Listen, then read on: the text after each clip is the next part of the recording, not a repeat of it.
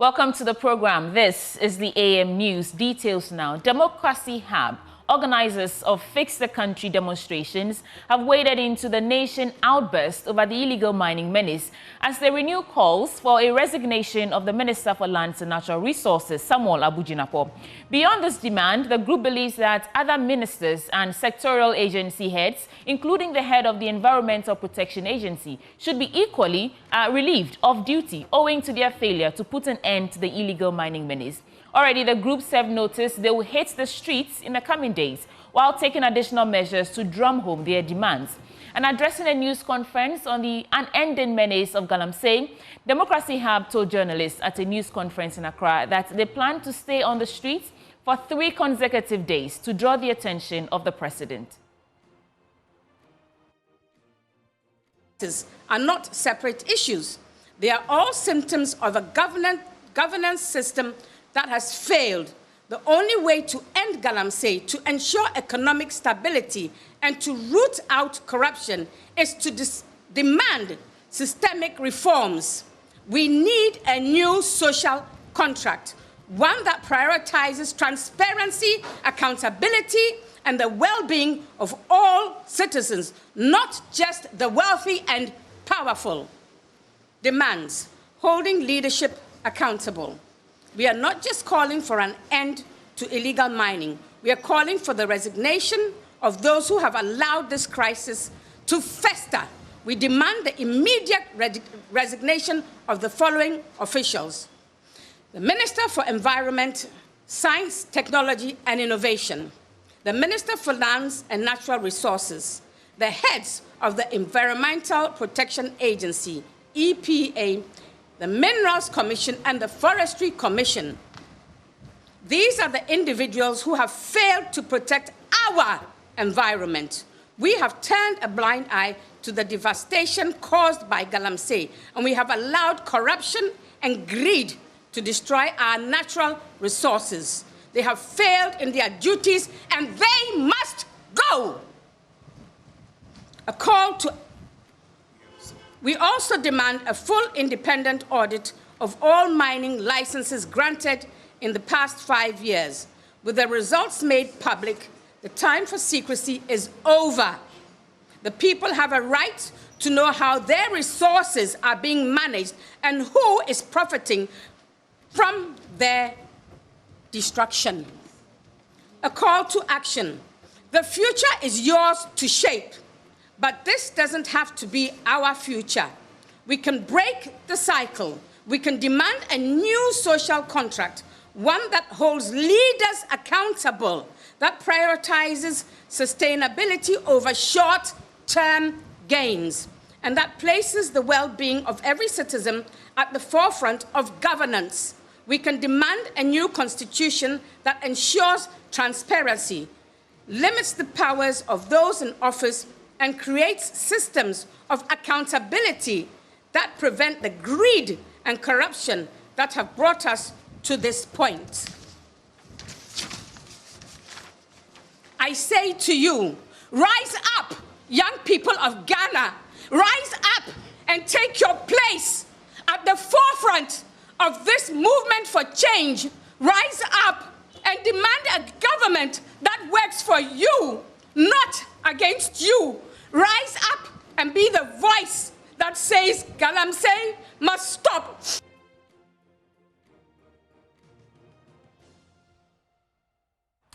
That was very passionate from Democracy Hub. Now moving on, the Ghana Police Service has also announced its readiness to maintain law and order for the planned protest in a statement which reads, according to the Ghana Police Service, they would like to assure the public that sufficient measures have been put in place to maintain law and order, as well as ensure peace and security for the upcoming planned demonstration by Democracy Hub group slated for the 21st to 23rd of September 2024. The Ghana Police Service will provide further details on the security measures for the planned demonstration tomorrow, Thursday, 19th September, that is today, 2024. So the Ghana Police Service is basically saying that they're ready to protect civilians who pour out on the streets in these demonstrations. In other stories, Joy News can confirm that Chinese miners continue to contaminate the Tano River with their failings at Samraboy in the western region, despite continuous reports of direct washing of mining waste into the river. Close to 2 years after our reports of Akunta Mining Limited polluting the Tano River, our team has captured recent footage of mining activities along the river with poisonous mining residue. Love FM's Erastus Asari-Donko, who's actually leading this charge, went back to Samraboy to gauge the situation and now reports. In 2022, Joy News captured this mining site belonging to Akunta Mining Limited, whose mining residue was being directed into the Tano River. First, anywhere you reach in the forest or at bush, you just get a stream, you sat down there and drink, but now you can't get those streams. So in fact, our river bodies all has destroyed. Just behind you is the Tano River. How do you feel when you see it? In fact, how does the government feel? Subsequently, we also captured some Chinese miners washing mining residue into the Tano at Boya and Bena, close to Samraboy in the western region. Close to 2 years after our report, the criminal act is still being perpetrated by miners along the Tano River. Alhaji Salisu Muhammad Abu is an opinion leader at Samraboy. If you look at the way the government has left people, government saying that he will put his presidency on Galamsey, illegal mining. In fact, it's rather worse. This is a campaign regime. We have been hearing promises, but we have no future. These forests and our water reserves. People are saying in 10 years' time or 5 years' time. Never. If this will continue, at least in 2 years' time, a change of government will come and this will still continue. I don't think we have future Ghana. This footage shows a mining site located on the edge of the Tano River, washing its residue directly into the river at Samraboy. The river is highly polluted.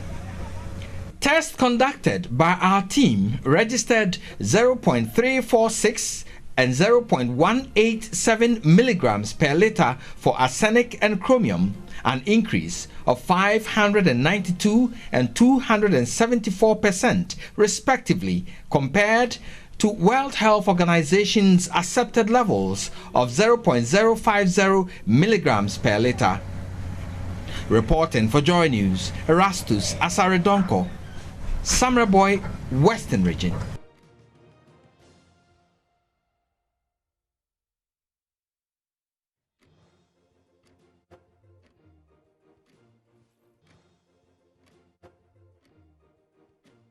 The widespread of the Galamsey menace has yesterday compelled the Minister for Trade and Industry to issue strong warning to members of his constituency against any attempt to encroach his land or turning it into a Galamsey site. Let's listen to him.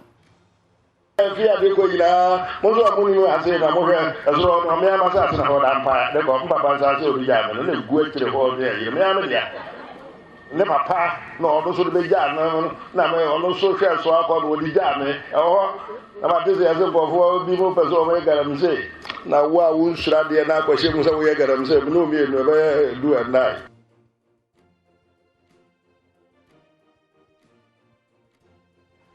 Away from that, the Central Regional Director of the Department of Gender, Richlove Amamu, has raised concerns over the growing number of adolescents cohabiting with their boyfriends in the region. According to her, 1,777 children were recorded as living with their partners, while 155 cases of child marriages were reported. Additionally, the region saw 8,008 adolescent pregnancies. Speaking at a capacity building workshop at the Central Regional House of Chiefs, Madam Richlove Amamu appealed to traditional leaders, particularly chiefs, to take a stand against child marriage. A call was made during a capacity building session for traditional leaders from the Dintra, Commander Ednegua Fabrim, and the Abra Sebu Kwamankasi district. The training focused on helping the chiefs understand sexual and gender-based violence, child marriage, and the relevant laws. Madam Richlove Amamu emphasized the importance of traditional leaders gaining knowledge on these critical issues affecting adolescents and regularly visiting their communities to monitor progress. We will say Central Region, it's more of cohabitation. Most of the children move in with their boyfriends without marriage. That is informal, with the term is as informal marriage, cohabitation. So that is what is very high here. So last year, I think, per the data collected by Ghana Health Service, we recorded 1,777 children, adolescents living with their partners as if married. So that is the status of the issue here. But the ones with the formal marriage, we got about 155 of them being formal marriage. That is the child marriage itself. So that is the problem we have in the region. But when it comes to adolescent pregnancy, that is 2023, we recorded, the Central Region recorded 8,006 adolescent pregnancies in the region. The director of the Department of Gender in the Central Region urged parents not to shirk their responsibilities and called for greater efforts to protect their children. The Nananomo today, since yesterday and today, pledged to put an end to child marriage, say no to child marriage in their various jurisdictions. They promise to speak to their subjects, to have a community deba, to speak on some of these issues. The Chidomhene of the Dinchwa traditional area, Nana Odru Apioku II, promised to use the knowledge acquired to help deal with the menace. I personally have enjoyed this program, but it is just unfortunate that all these many years we have not had this education. And this education is going to be an eye-opener. Early child marriage leads to poverty. It leads to a lot of criminalities. And we are aware of all these things. So what we're going to do is we're going to go to our various villages and sound a warning and call them, probably on the town radio, talk to them, or in our various palaces. Speak to the young guys about their behavior that will bring them into poverty. Because you're a young person, you don't have any profession, you don't have any trade. It is better for you to learn something. And when you get to that age, nobody is going to stop you. But before then, you should prepare yourself for the future. Central Regional Director of SHRAJ, Daniel Amosa, spelled out the sanction regime as far as child marriage is concerned. So the advice basically is that there's no incentive in giving out your child for marriage. No matter how much the person marrying your child brings to you, the sanctions involved are so devastating. You go to prison, it's not your family will be curtailed. So we should all desist from these activities and let the children pursue their education. Moving on, Member of Parliament for Bolgatanga East constituency of the Upper East region, Dr. Dominic Ayine, has called on his constituents to vote massively for the NDC in the December polls, saying that it is the only way to turn the country's fortunes around. Dr. Ayine was addressing his supporters at Zaurugu, where he officially launched his campaign for the 2024 election after submitting his parliamentary nomination forms at the office of the Electoral Commission there. Correspondent Albert Sori reports. In a vibrant display of support, hundreds of NDC party faithful gathered to witness Dr. Dominic Ayine submit his parliamentary nomination forms and launch his 2024 campaign. The atmosphere was electric as the crowd marched from the MP's house to the Bolgatanga East constituency office of the Electoral Commission, adorned in NDC party shirts and paraphernalia. Dr. Dominic Ayine, a three-time member of parliament who is bidding for a fourth term, took a dig at the MPP government, accusing them of turning Ghana into a federal state where party loyalty determines access to jobs and appointments. He also criticized the government's handling of the economy. The NPP government, for 7 years, has misruled this country. They've sunk us into debt, they've destroyed all our public institutions, and they are dividing us as a nation. Today, the NPP discriminates against anybody who does not belong to their party. Today, if you are not an NPP card-bearing member, you cannot even buy fertilizer. Is that the country we want? Today, if you are not a card-bearing member of the NPP, you cannot join the police, you cannot join the army, you cannot join immigration, you cannot join fire service. Are these public institutions meant only for the NPP? The Bolgatanga East MP, however, praised former President John Mahama as a visionary leader and called on the electorate to vote for the NDC on December 7. John Dramani Mahama fought corruption. We prosecuted persons who were even NDC or affiliated to NDC. And he's a man of integrity. When you elect him again on December 7th, and when he's sworn in, he's going to hit the road running because the man knows what he's about. Some of Dr. Dominic Ayene's supporters who spoke to Joy News expressed optimism that the NDC will retain the Bolgatanga East constituency parliamentary seat and John Mahama will return to power after the December polls. One thing that he has done that I appreciate is that he has built a special market for the Zwarongo people. And then he has built a special library whereby our students can go there and learn. I am a supporter of Dominic Ayene. He has built schools, deep centers. So the man has done a lot. Nobody will say Dominic Ayene is not involving the community, particularly Bolka East. And we want him to come back to power and continue the work that he has done. For Joy News, Albert Sorry, Zwarongo.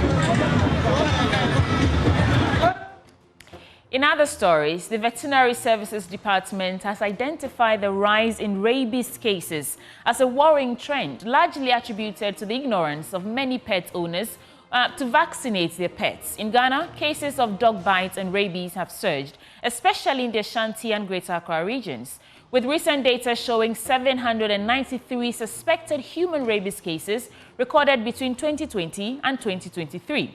Chief Veterinary Officer at the Veterinary Services Department, Dr. Kwame Alejin Kujo, is raising concerns over the need to expedite the review of the Animal Health Bill of 1961. Stephen Mensah has more in the following report from the launch of the 2024 World Rabies Day celebration.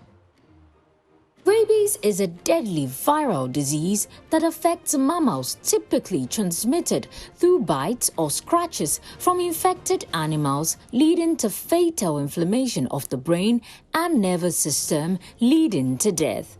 According to the World Health Organization, rabies claims 70,000 lives annually, with 144 people dying from the disease each day.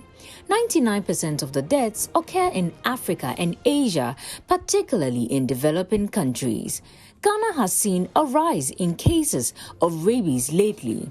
Speaking on the sidelines of the launch of the Rabies Awareness Month, Dr. Aleji Kujo, Chief Veterinary Officer at the Veterinary Services Department, charged government to expedite the review of Animal Health Bill of 1961, adding that the recent illegal mining surge may have significant impact on the food security of the country. One may ask, why are we experiencing so much rabies cases in Accra and Kumasi? The answer is that, yes, the population of stray unvaccinated dogs are growing in these areas. But the time has come for us to change focus and pay more attention to aquatic animal health, because that is where our source of protein comes from. We all enjoy our fishes. The environment in which they live and reproduce and give us all this protein is being threatened by Galamsey activities.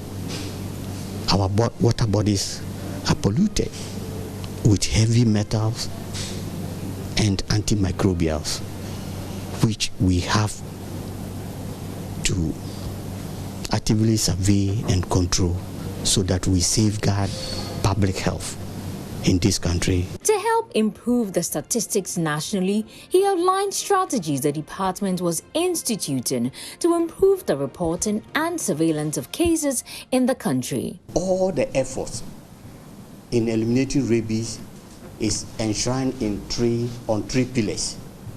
So, Ministry of Food and Agriculture, Ministry of Health and the Environment, we work closely together. So, even if there's a human case and it's reported to health facilities, there's still a follow-up to VAZ for us to take care of the culprit, which invariably is the dog. As for the dog, I always hammer on it. It's because of the stray unvaccinated dogs that we are having all these headaches. According to the Ghana Health Service 2023 DHMIS report, about 331 suspected cases of rabies were recorded in 2023, with the numbers feared to increase monthly. Here is Greater Accra Regional Veterinary Director Dr. Joseph Kofi Abu. The main barrier Ghana is facing to achieve that by 2030 is the inadequate budgetary allocation to the animal health sector. Totally inadequate. If you go throughout the regions, we lack clinics, veterinary clinics at the various districts, making veterinary visibility and point of call very minimal. Despite receiving low scores in rabies awareness in the National Bridging Workshop in September 2022, Ghana, according to the WHO, is one of many countries committed to the global goal of eradicating rabies by 2030. Stephen Mentor's report, read to you. Coming up next is Business Update with Benjamin Akakpo. Welcome to the Business Update for this morning. In our first story, the Association of Ghana Industries has entreated government to invest more in agriculture to boost the fortunes of the industry sector. According to the AGI, most manufacturing firms have resorted to importing for their raw materials for production, but if the agri sector is resourced well, they will be left with no option than to source their raw materials locally. This, they believe, will help improve the industry's contribution to the overall economic growth of the country. Chonam Akmelu is the Greater Accra Regional Chairman of the AGI. That if you drive around the city of Accra, there are several construction activities happening. Construction is becoming one of the major components of industry that is really growing in a big way. Our hope is that for the real scheme of industry to grow, especially the manufacturing sector, we need to ensure that agriculture is taking a second look at, because agriculture allows us to have access to the raw materials that we need. Increasingly, we're importing raw materials from abroad, and given the current economic exchange rate situation we're facing, our hope is that if we can get access to most of these raw materials locally, it will allow us to concretize our industrial gains. And so our focus now is really on the agri sector, and we believe that if government takes steps to ensure that the agri sector is receiving a tremendous growth, at least for the purposes of supplying or serving as a conduit for getting raw materials to industry, we can be assured that we will not have to go out to import raw materials, but we can actually get them locally.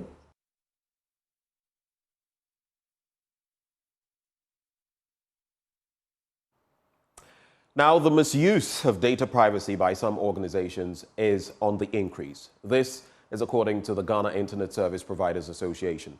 President of the Ghana Internet Service Providers Association, Michael Mfojo, who spoke to Joy Business, condemned the practice of sending unsolicited SMS or messages.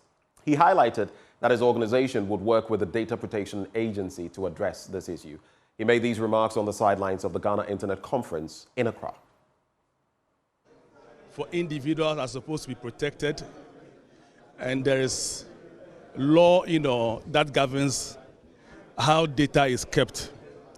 And so if an organization takes data from you or gets information on you, which is personal data, they are supposed to protect that data and not give it out to a third party. And before any organization will give out your data to any third party, your consent is needed before that is done.